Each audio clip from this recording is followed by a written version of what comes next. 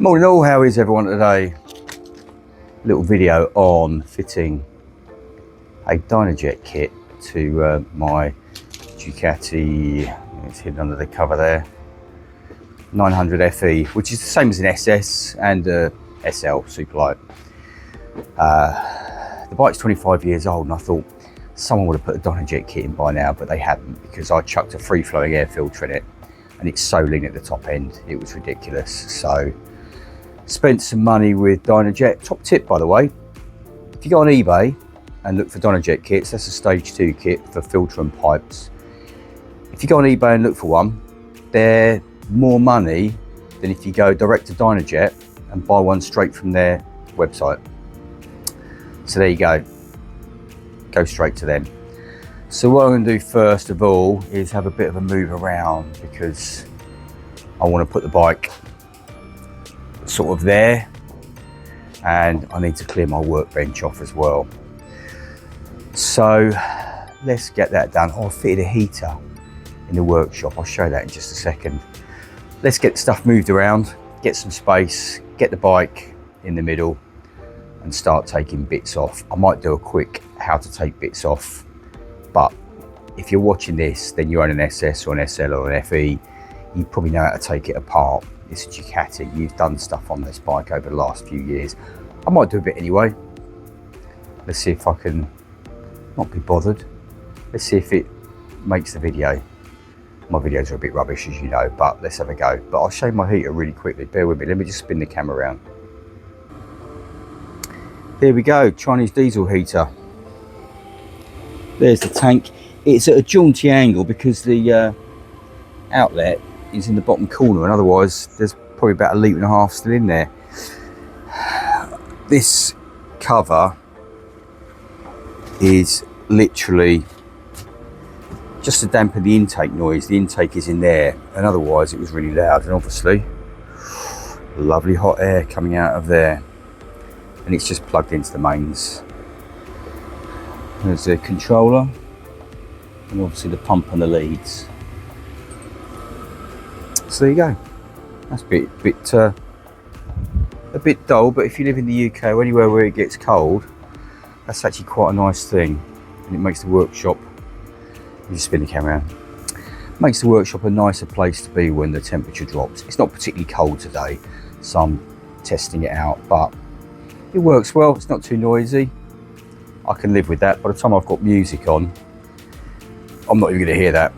So anyway, let's get some locks off, let's get some bikes moved around, and let's get the FE in the middle where I've got a bit of space to work around it. Be right back. I have to look, I have to look at the other side. Camera's this side, buttons are the other side. Be right back.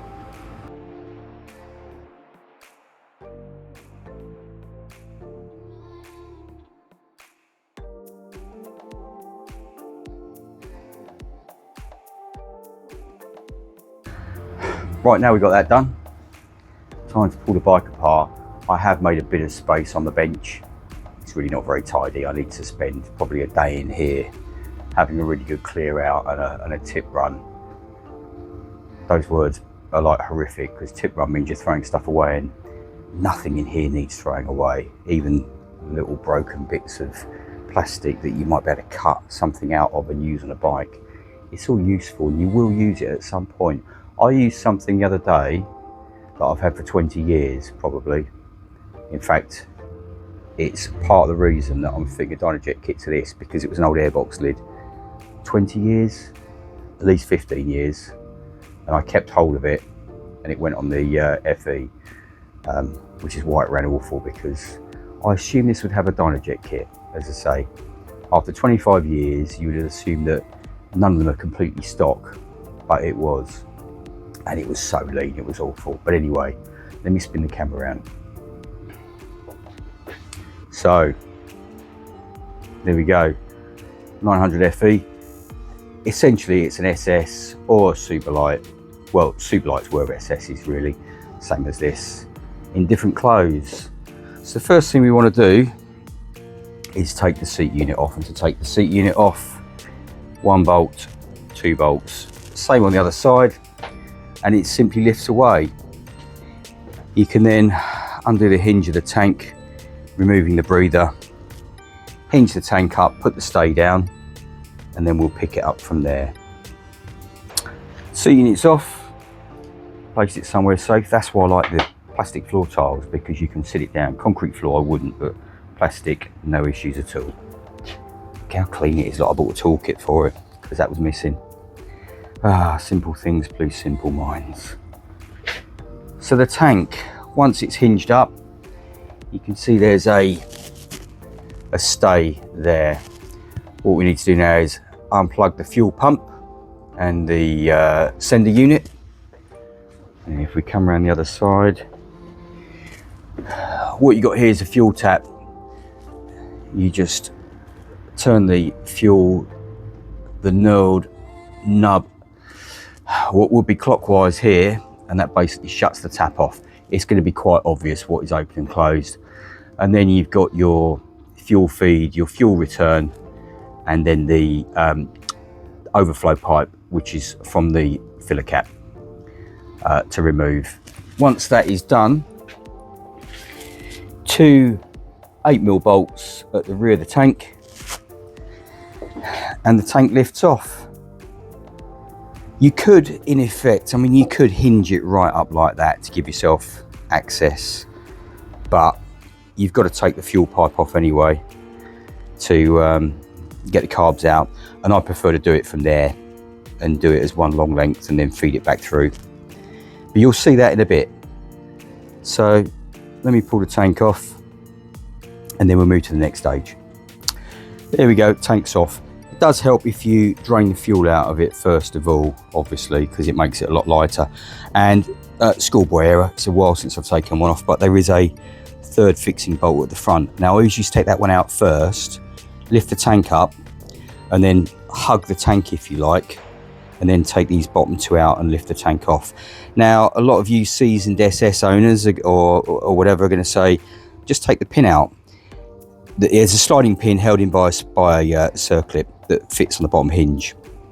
Now you can take that out, but I find the tank is then loose and wobbling around and moving around. Personally for me, I like to leave it on the prop stand, disconnect everything, get some rag so you can tilt all the pipes down to drain the excess fuel out, and then obviously undo the front bolt, and then the 2 bolts out while you're hugging the tank, and then lift it off. That's my way. You can take the pin out, but I find that it leaves the tank a little bit loose and a little bit wee, so that's the way I do it. Next thing, battery off, start disconnecting some of the electrics or lift the CDI packs out, disconnect the coil packs, etc., or coils, not coil packs on this, coils. And then start removing the airbox. So that's the next job. It is all pretty self-evident on these. They're a very simple bike to work on. If you're confident enough to fit a Dynojet kit, then you can do all of this. So let's get that done. If anything crops up that I think might be useful, then I will video it, but otherwise the next clip you see will be airbox, battery box, because it's all a complete unit. In fact, have I got one kicking around? Look at that, I have. So obviously it'll be round that way, but that's what it looks like, and you can see where it drops onto the carburetors, and it even lets you see some of the fixing bolts at the front, and then a drain at the front there, and then fixing bolts there. So that'll give you an idea of what we need to do. I'm going to also pull the fairings off, which are 2 screws there, 1 screw there, 1 screw there, and then in the bottom but you only need to take 2 screws out on one side, and then the fairing halves lift off. Don't forget to disconnect your indicator or you'll pull the cables out. So let's get that done, get the airbox off. Now quick pause because there's something I want to show, but obviously batteries out, igniters are out, they're sat down there. I've taken the coil bracket off the back of the airbox and just hung it down, basically because it's a bit of a pain in the arse getting the HT leads out. You can obviously take them off the coils and you can take the coils off the bracket, but That works for me. As long as nothing's going to scratch, that's fine. And then I've had to remove the oil cooler off of the front head just to get to the 2 bolts, which are, is that going to focus? Go on, focus, you bugger. And there's one there, and there's one a similar side at the other end. Now obviously you've got the airbox bolts at the rear here as well, and then you've got to take it off the carburetors. But when I lifted the breather pipe, it's a bit difficult to do this with one hand.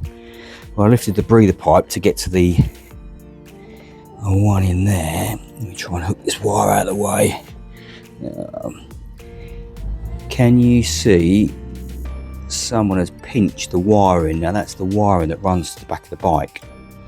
So we're lucky that everything still works. But oh, there we go. Sorry, I had to torture my mouth, but yeah, you can see. So worth keeping an eye out to make sure you don't do anything like that, because that's not good. And obviously we've got a similar bolt the other side, and then we've got the brackets bolted to the bottom, which you can take off. We'll have a look, we'll have a decide on that one, and then we'll take it from there.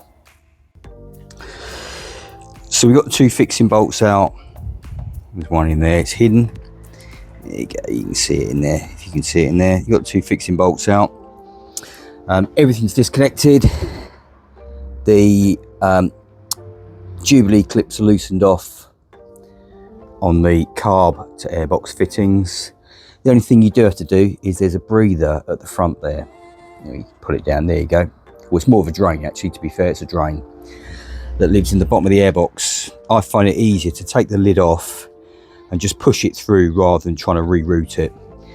The breather back to the recirc system, whatever you want to call it, it's easy just to disconnect that, because then when you lift the airbox, that just threads out nice and easy. But we're ready to pull the airbox out now. So very simple job. This has taken, you know, I mean, I know I've been videoing it, but you could probably do this in 5 minutes, literally. It is a very simple job, 10 minutes at the most. So let's, in fact, I wonder if I can lift it off one-handed. No, I'm not going to. I'm going to do it. I'm going to do it both hands, just so I can feed it out through the frame tubes and then get the breather pipe out. So let's get the airbox out now. And there we go. Airbox is off. Quick little tip: if you take the tank clip off the front, it makes lifting the airbox out just a little bit easier, because it gives you just a tiny bit more room. And then I can get a chance to actually look inside here and have a look around. So let's look for anything. Obviously airbox, anything that clips the airbox, like the fuse, the starter relay, anything like that, is just easy to, obviously that's the relay plug, so you need to make sure that that goes back on your starter relay. That's your live feed. Otherwise your bike's not going to start, but it means I can hang that out there, out of the way, just to get a bit more room. So next thing to do now is disconnect everything from the carbs and take the carbs off, which is, again, it's fairly straightforward. You've got your choke cable, you've got your throttle cables, and your fuel lines. Now my fuel lines I've disconnected back here, so they can all come out as a one. But on this bike, it has got, I'll spin it around there, it's got the carb heating system on it.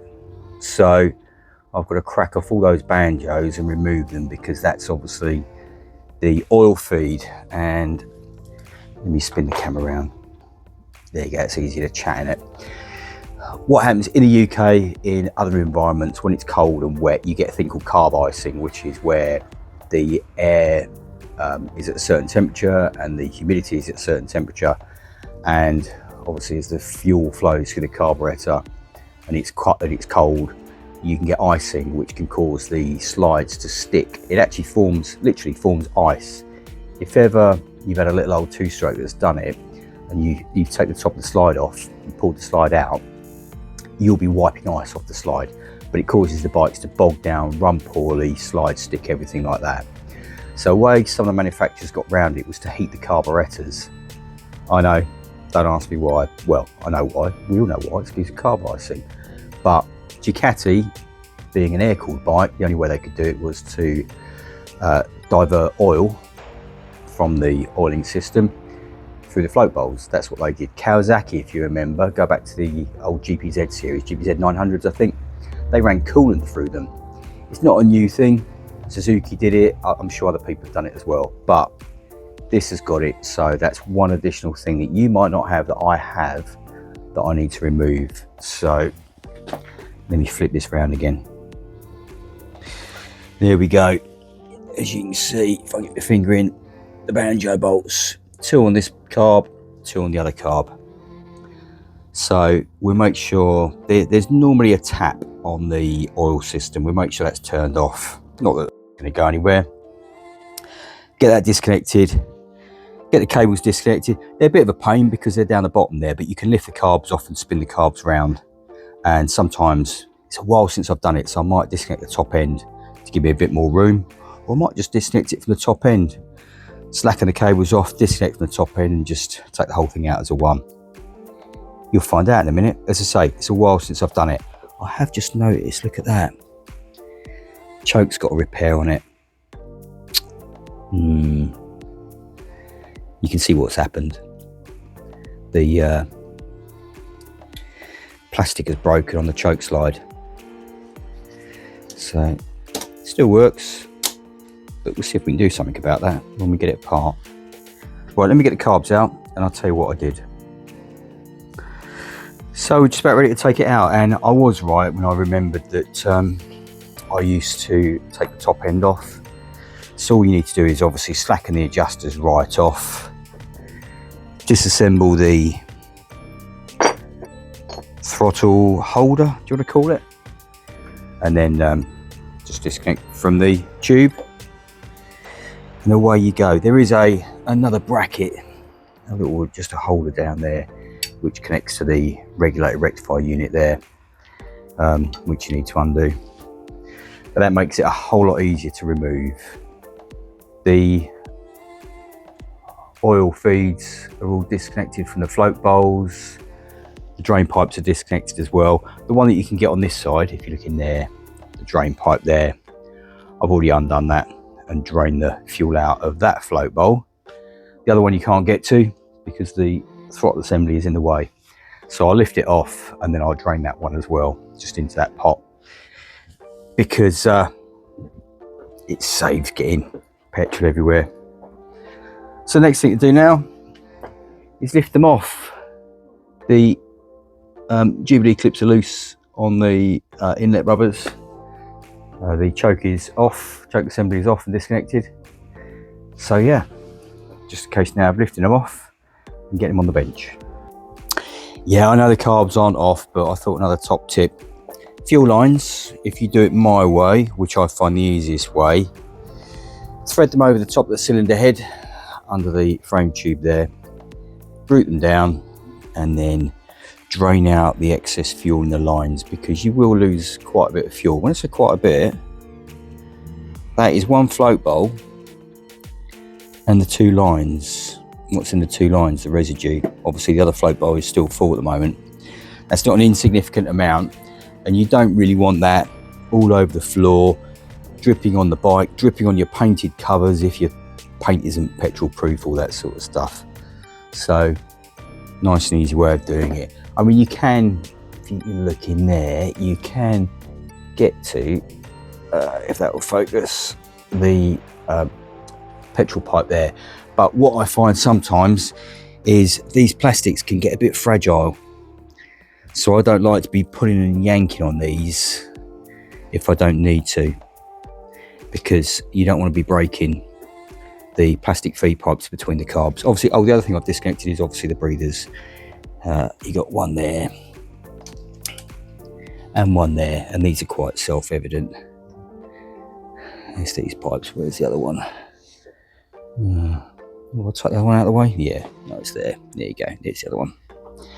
So now we'll take the carbs out, and then we can drain the rest of the fuel out, and I'll show you what was in there that's come out of 2 float bowls and the fuel pipe. So there we go, carbs off. And if you can see in there, That is how much fuel came out of the lines and the float bowls. Now I drained, obviously I needed a spanner to get to the other drain screw because it's hidden in there. But I also took the drain screw out of the other carb as well. And still more came out even though I drained it initially and left left it open to start with and obviously closed it, so I took it off. So there will be quite a lot of fuel in these carbs and you just don't want it really pouring over the bike. Right, first thing to do, straight away, get some rags in your inlet rubbers so nothing can fall into the motor. That's the most important thing. Now I put, as you can see, a bit of cloth in there to catch exactly that, because when you take off the oil feeds, these little banjo bolts can be a bit dodgy, and if you can't grab them, you want something to catch them before they fall over the place. So there we go, down there. I'm gonna have a quick look in there before I do anything else, just to see if there's any more not bodges, because obviously the choke cable isn't a bodge, it's just it's a fix for something that's broken. You know, a bodge is a bodge. That's just it worked and it was a way of getting it fixed. So I'm gonna have a quick look round just in case I can spot anything else, but if not, we'll get those carbs over on the bench and we'll start putting them apart. Right, Dynojet kit. Let me spin the camera around the other way, that might work. So scan the QR code, hit the button, it has a think about it. I've already downloaded this because I've already had a quick look at it. So let's open it up and have a look. And there we go, we have the Dynojet instructions. So it gives you an idea of the, you've got 3 lots of main jets there, 140, 144 and 150. You got an O-ring, you got some slide springs, you got some needles, you've got some washers and E-clips. The washers and the E-clips will be for the needles. This is what they reckon that you're going to get. You're going to get a bit of an improvement in horsepower. I don't think these are ever going to hit 70 horsepower as a standard motor. And then you've got some basic instructions. There's only 2 pages, so it tells you basically what to do. So remove the vacuum slides from the carbs, stock needles and spacers, etc, etc. So the first thing we're going to do is we're going to get the carbs up onto the bench. We're going to get the slides out, the vacuum slides out, and we're going to fit the new parts into the slides with the new springs, then reassemble that. Let's get that done. There we go now. So carbs in the vise with the soft jaws. Obviously they're not in there too tight because you don't want to damage anything. So let's get these tops off. I did look at one of my JIS screwdrivers because obviously these carbs are Japanese. So I thought maybe I'll try a JIS, which for those of you that don't know is, I think it stands for Japanese Industrial Standard. And it's basically, it's the head of the screw. Rather than being a Phillips, it's slightly different. But my JIS didn't fit that well. So there we go. There's the top of the slide. You've got your spring, which is the standard Ducati spring, or say Ducati spring, the standard Mikuni spring with the spacer. You need to use this spacer again. So let's pop that to one side. And then here you have the diaphragm. The diaphragm just locates into the seat there, and then you lift it out. And then if you tip it upside down carefully, there is your needle. And that has got a big washer underneath it. So obviously someone has had a bit of a play with it and they've lifted the needle out. But as I say, I'm going to get the Dynojet kit apart now. Or not apart, but opened up. Pop that in there so we know which one it goes in. And then we'll get that done. Now, I'm going to do both of them at the same time. Come on, you bugger. That's tight. Obviously, when you're taking these off, keep your finger on the top just because it just stops everything flying around should it want to. So there we go. Obviously when the diaphragms come out, you can just check them for any damage, any issues, any splits, anything like that. But these will look good, so happy days.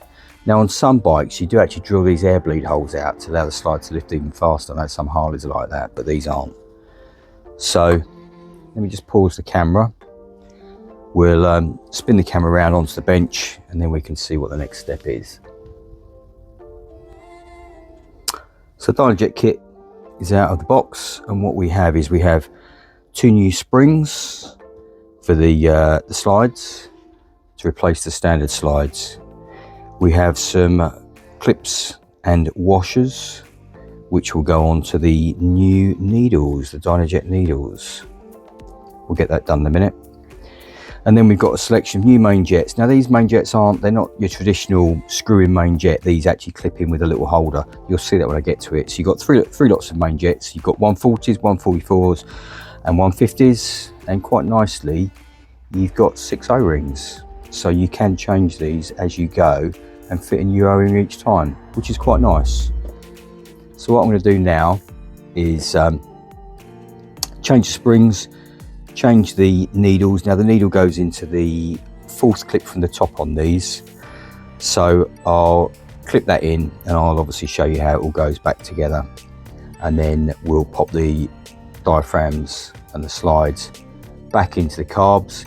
We'll flip them over and we'll get the new jets in. Let me see if I can zoom in a little bit just to show you the difference between a standard needle, which is the needle on the right, and the Dynojet needle. You can see the shape of it.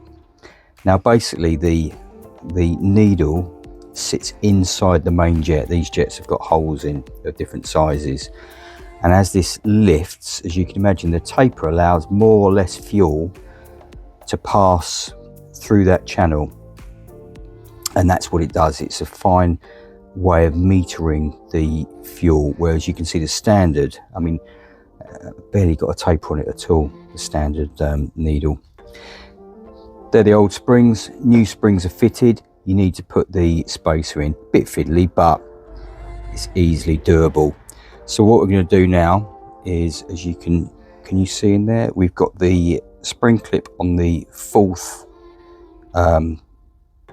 groove down, and then there's a little washer that sits on the top, and then that sits back into the slide, into that central hole.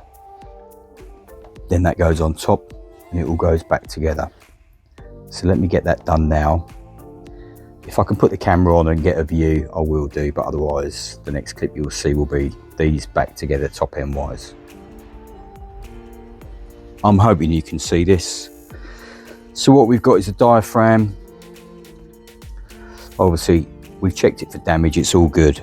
So then we take the new needle and then very carefully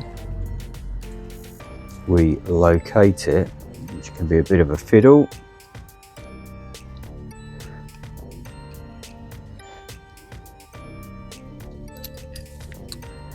We locate it.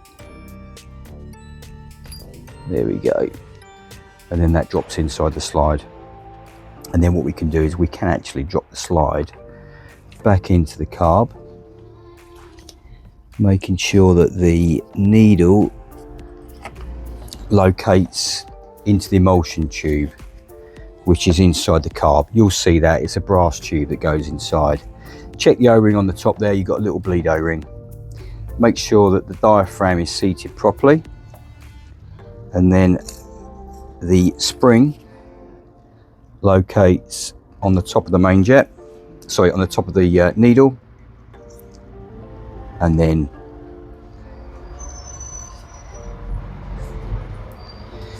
pop the top cap on, making sure that nothing's pinched. Now what I'm going to do is I'm just going to put these in to locate it, because I am, bear with me, he says, wandering across the workshop. I'm going to put just a little dab of grease on these.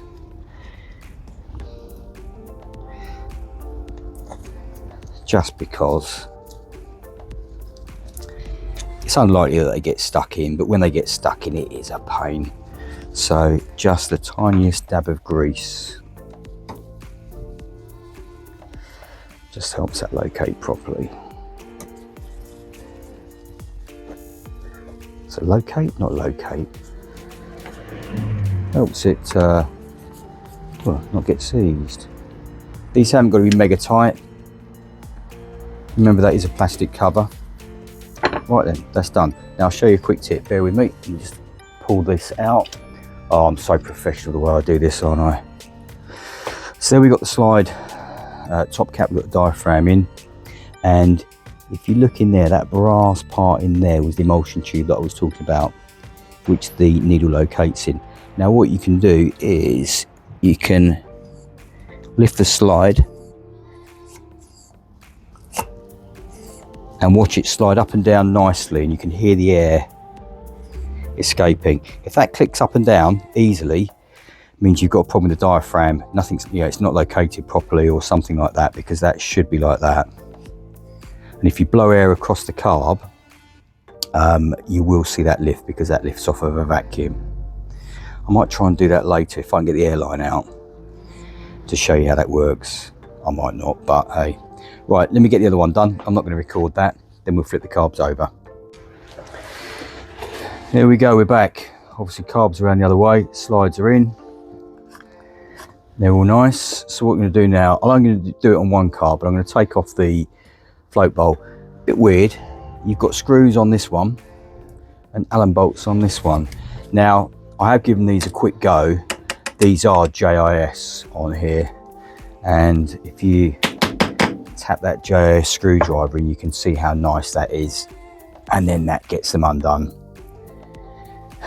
So well worth getting, as I say, JIS, because otherwise these are so easy to round out. But what I always do is I always put it in, give it a tap to locate it, and you can see how good this system is, because that's in there properly. And there we go, and they crack undone. So I'm gonna do that one afterwards, but let's get this carb done first. It is a simple case of removing the float bolt. I did prep some tools because it's got a different size Allen bolts on for some reason. So we'll undo these ones first of all. I always crack them off just to take any tension off, and obviously you can then just release the throttle cable bracket, and there won't be any fuel in here because that's all drained out. Float bowl off. What I might also do, I'm not going to video it, but what I might also do is just do a double check on the float heights to make sure the float heights are good and they don't need adjusting. But I'll need to go into an online manual there to check the float height measurement and see where it's measured from. It's normally from the gasket face, and it's normally just as the float starts to touch the jet or the float valve when you do it. So let's have a look. What do we got here?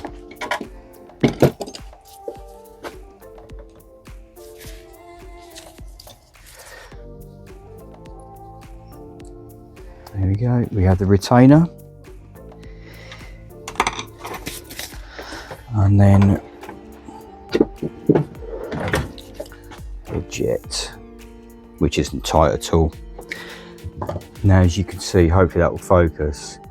These are the jets. That O-ring looks quite tired, and that is I can't see what that size is. I'd need a magnifying glass on that. Spin it around this way actually. 140? I think that's a 140. Anyway, I'm going for 150 because I have free flowing pipes, and I will be putting a filter in it as well. So once we can get the jet out of the packet,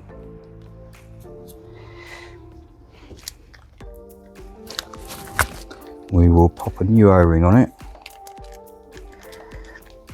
locate it,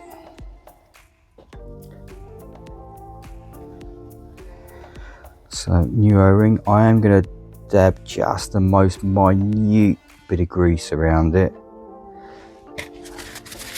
just to help it sit into place, and then we'll get that located. Back in a sec. I don't know why I stopped that. And a bit of a funny 5 minutes, but anyway. So locate the main jet into place, and then you've got the holder there, which I know my finger's in the way, sits on there, and then is held in place by what in effect is, where's that gone? What in effect is the pilot jet, which obviously you can make sure is clean at the same time.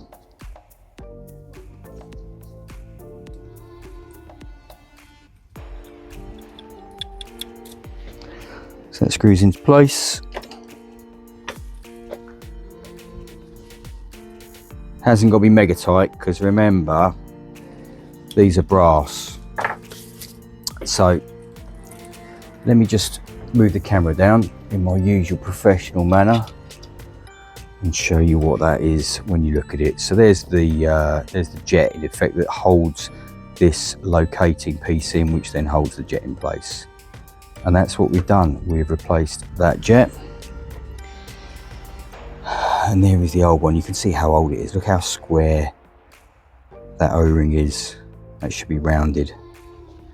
And there we go. So next thing to do is wind out the pilot air screw, which is there on the carbs, on both carbs, obviously. And that is 4 screws out, 4 full turns out from fully in. So I would always suggest finding a nice screwdriver that fits it perfectly. So half one, half two, half. Right, so it's sort of like 2.5. I always count them anyway.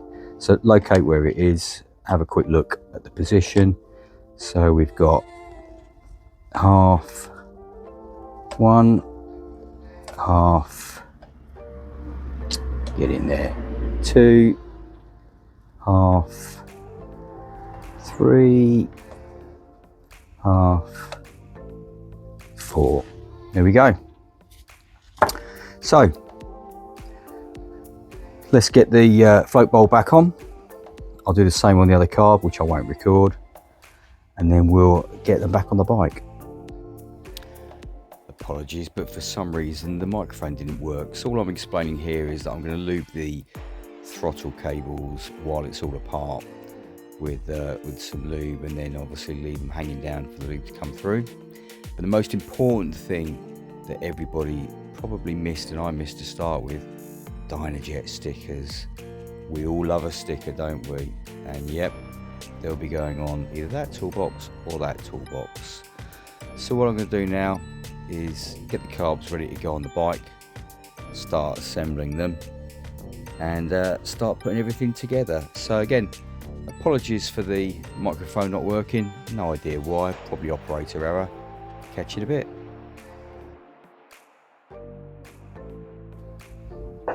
Afternoon all, it's the following day.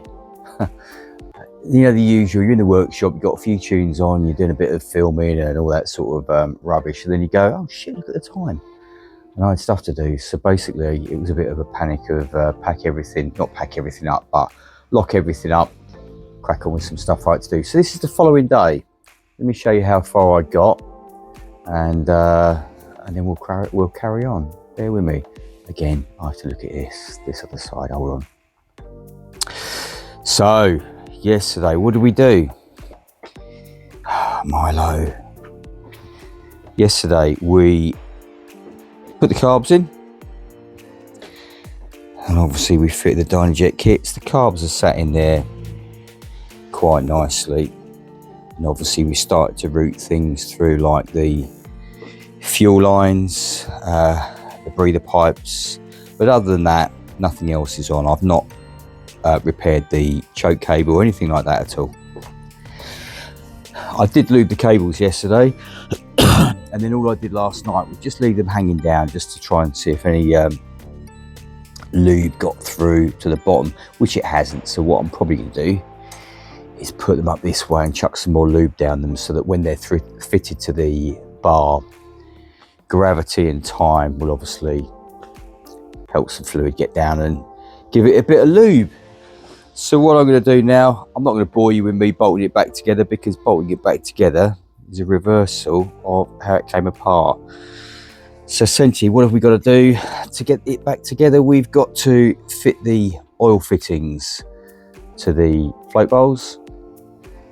Banjo bolts are down there. The link pipe between the carbs is up on the workbench. Chuck some lube down the cables. Tighten up the Jubilee clips for the inlet rubbers. Make sure everything is together this side, which is choke cable, any odds and sods that we've got to do. Then we pop the airbox back on. Once the airbox is back on, we start fitting the electrics. There's an earth cable somewhere. Where is it? Down there. There we go. Fit the earth cable back on. Get everything back together. Get the tank on, which is over there. Stick some fuel in it and hit the magic button and see what happens. So you might not get much more of me before this is complete, which you're probably thinking, that's not a bad thing. However, if anything crops up that I think is interesting, or might be a top tip or one of my top tips, I might do it. If I've missed anything, chuck it in the comments, because we all miss stuff, especially when you're trying to film it and do it. My mind wanders and goes off in different directions. So if I've missed a top tip or anything like that, stick it down below. That's a bit YouTube wankerish, isn't it? Yeah, stick it down below, and we can all learn. So let's crack on, and you should come back to the bike being pretty much back together. You'll find out in a second. Yeah, I know, button. And there we go. It's all back together. Now what I always do before I go any further is I get the torch out and I have a good look around, and I make sure that nothing's chafing, nothing's tight, everything is where it should be, and there's no issues. And obviously make sure you've got a nice free throttle, and that your choke's working. There's my repair in there. I used a yellow cable tie and a bit of lock wire. Yellow just so that it's easy to see if it has pinged off, but that's not going to go anywhere. So the choke's all good, and obviously I've lubed all the linkages up, if you can see in there as well. So free flowing air filter cover on, everything's in there. Obviously made sure that I didn't pinch the wire in there as before. So we're all in and we're ready to go. So the next thing to do now is get the tank on. As I say, just make sure everything's good this side, nothing's rubbing, nothing's chafing. So we get the tank on, and oh, need to fix up that breather, but other than that, yeah, we'll get the tank on, get some fuel in, see if it fires up. So here we are, all the final checks are done. I've made sure that there's nothing chafing, rubbing, leaking. Well, leaking until we fire it up, and then we'll find out a little bit more. But it's all there. Tank's back on, fuel tap's back on. So let's see what we've got. Let's run the pump just for a little bit to fill the float bowls up. But the pump's priming nicely. Let's give it some choke. The cat is about to do a runner. Well, hopefully the cat's about to do a runner. Let's find out.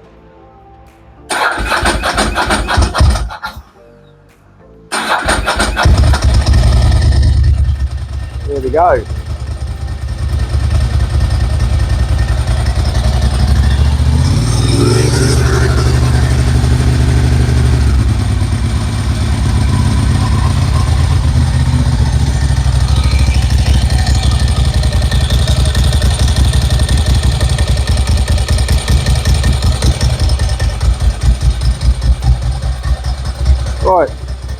can hear me. Let me grab a torch just to check for leaks, and we'll let it warm up.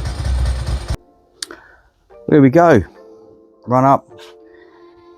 Got the oil temperature reasonably warm. Check for leaks. Everything's good. The proof in the pudding is going to be riding it. However, today it is a grim day. It's raining and not very nice. So that's going to be for another day, which you will see in a minute, I guess, as soon as this video finishes. This part of the video, I should say. However, I might have a little play because I've got a lovely pair of Dyno coils. Now, I fitted this to the Baines Imler that I had many years ago. Baines Racing built a limited edition bike called the Baines Imler, funny enough. And I have one. In fact, I had number 1. And I had these coils on it. And when I sold it, I swapped the coils. I kept these. So I might chuck them on the FE. They'd look nice, wouldn't they? Hopefully give it a bit of a fatter spark. But time will tell. But anyway, join me in a mere second when on a nice day I'll be riding this. Catch you in a bit. Are we on? Are we on? We're on. Right, morning everyone. Well, today's the day. Oh, I could just spark it up out there, can't I? Today's the day we give it a bit of a run out. I've chucked a couple more litres of fuel in the tank, so we've got about a gallon in there. Fairings are all back on. So let's spark it up, get kitted up and go for a run. Lovely. Well, seems good so far. Go on, go on, go on. Up you go. Yeah. Who doesn't like a Ducati choke, eh? And then we'll drop it down and then it can die. Then we'll fire it back up again. Then we'll fiddle around with the choke for a while. Then it can cough and splutter. Well, it might not now. We'll find out in a sec. Join me on the road. Oh, oh, oh. Oh. Yeah, thought as much. Go on, go on. Go on, give it a little tickle. There we go. Right. Ah, off you go. Yeah, catch you in a sec. Ah.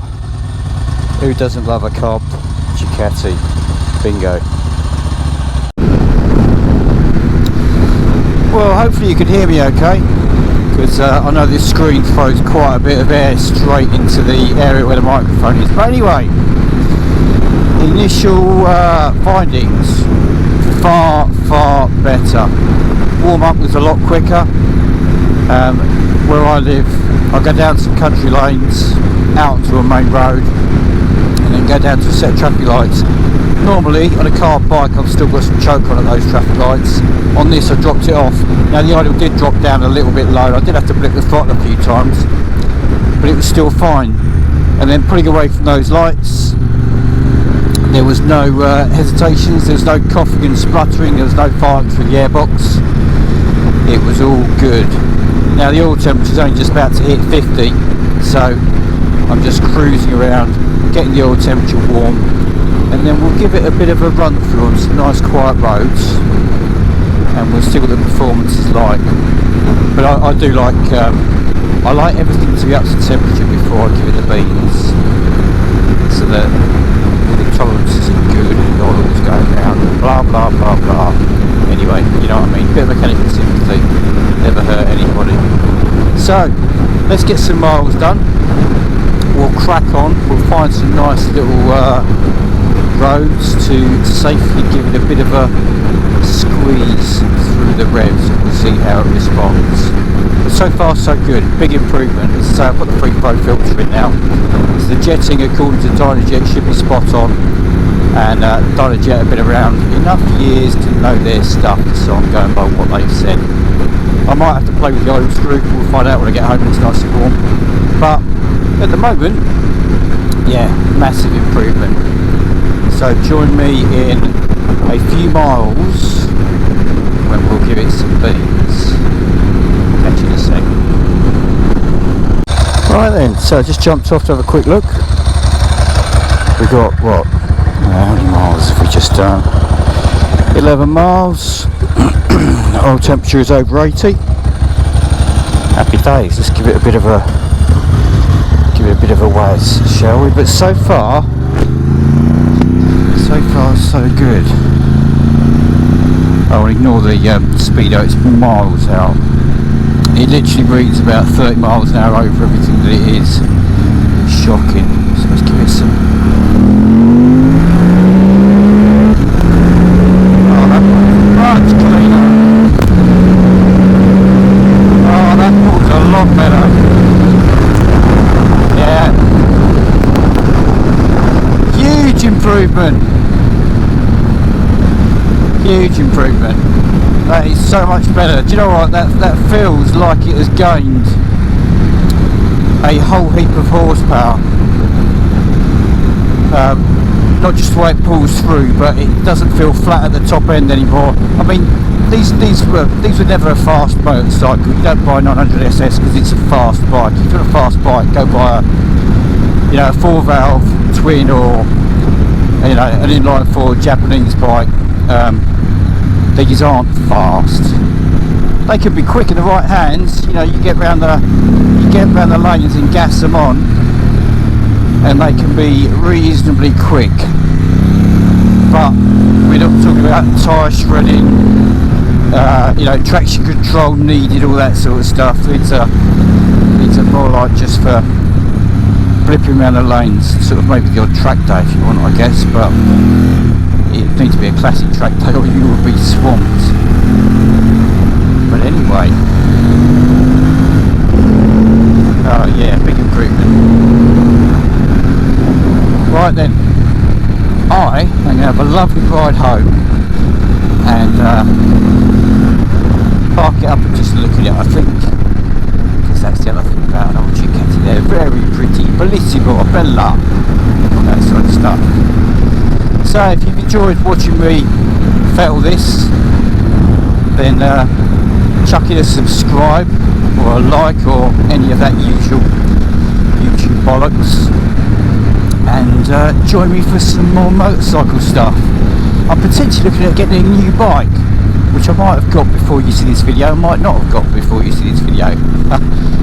But the bike I'm looking at is a bit left field, should we say.